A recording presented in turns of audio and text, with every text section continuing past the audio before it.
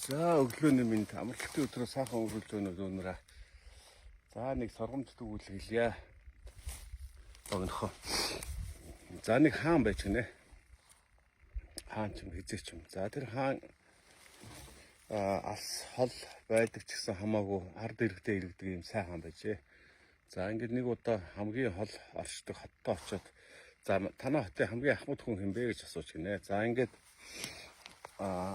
нөгөө хотын хэлж гэн манай хотын хамгийн ахмад мундаг хүн байдаг, насаараа ажил хөдөлмөр их сүрхийн мундаг хөдөлмөрч хийсэн ийм хүн байгаа. Одоо би энэ таараагаа бурхны оронд утахгүй явах хаа гэсэн юм хариу өгч гинэ. За хаан бэлгэсэлтэй бэлдээд яаран давхиачтал үгүй хашаанда мод суулгаа сууж байгаа юм гинэ.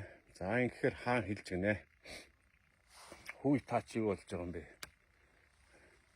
Одоо эн чинь сайхан амраад хийдгээ хийцэн насаараа сайхан таа чи хөдөлмөрлсөн нэр хүндтэй юм хүн сайхан амраад гэртээ байж ах хэвээр бас илүү яагаад ингэж мод тарих сууж идэм бэ? Наад самрыч модны үр шимийг тааллаа хүртэхгүй шүү дээ гэсэн ухаан юм ярьжээ. За ингэж үгүй хариулж гинэ.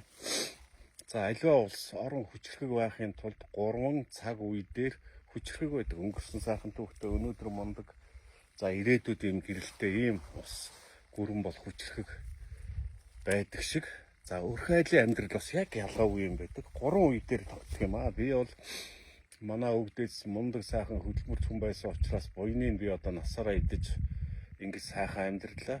Гэхдээ би одоо юу гэдэг ирээдүгөө бодлохоор ингэж яваад өгч болохгүй. Тийм болохоор хэдийгээр би таар байгаа ч гэсэн би хөдөлмөрлж байна. Самрын мод тарж байна. Эний ч миний хойч үеийнхэн хэрэглэх юм аа.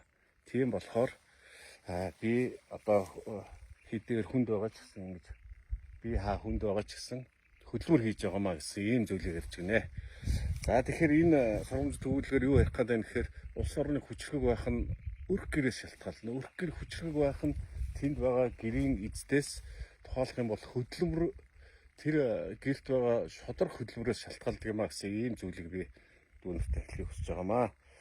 За нийгмийн сүлжээнд заримдаа ч их явж штэ 40 нас хүрсэн улсууд нь бүгд өгчвөл Монгол улс хөгжимч гэдэг юм гэх мэтлэнгийн ийм янз бүрийн зүйлүүд явж байна. Тэгэхээр энэ бүх зүйлд миний энэ ярьсан сургамж төгөл хариу өгөх байхаа гэж бодож байна. За ингээд амралтын өдрөө сайхан өнгөрүүлээрэй дүүнэрээ.